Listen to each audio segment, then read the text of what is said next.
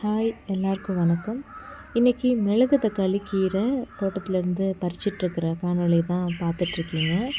இங்கே வந்துட்டு மிளகு தக்காளி நம்ம கடைகளில் வாங்கி கீரையை சமைச்சு சாப்பிட்றோம். அதில் நம்ம பார்த்தோன்னா நிறைய பழங்கள் இருக்கும், சில காய்களோட சின்ன சின்ன முத்து முத்தாக காய்களோடு இருக்கிறத நம்ம பார்த்துருப்போம். இந்த மாதிரி கிடைக்கக்கூடிய கீரைகள், காய்கள், பழங்கள் எல்லாமே சத்து மிகுந்தது. இது வந்து நம்ம எதுவுமே வேஸ்ட் இல்லாமல் நம்ம சாப்பிட்லாம்.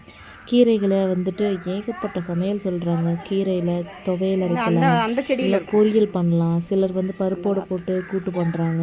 இன்னும் நிறைய ஐட்டம்ஸ் வந்து நம்மளால் இந்த கீரை மிளகு தக்காளி கீரை வச்சு செய்ய முடியும். இந்த கீரையை வளர்க்கணுன்னு விருப்பப்படுறவங்க ஒன்றும் கவலைப்படாதீங்க. நீங்கள் என்றைக்காவது அந்த கீரை வாங்கி சமைக்கிறீங்க அப்படின்னா அதில் இருக்கக்கூடிய சின்ன சின்னதாக அந்த கருப்பு நிறத்தில் இருக்கக்கூடிய பழங்களை எடுத்து உங்களுடைய வீட்டில் இருக்கக்கூடிய மண் பாங்கான இடத்துல போட்டு விட்டுட்டிங்கன்னா அந்த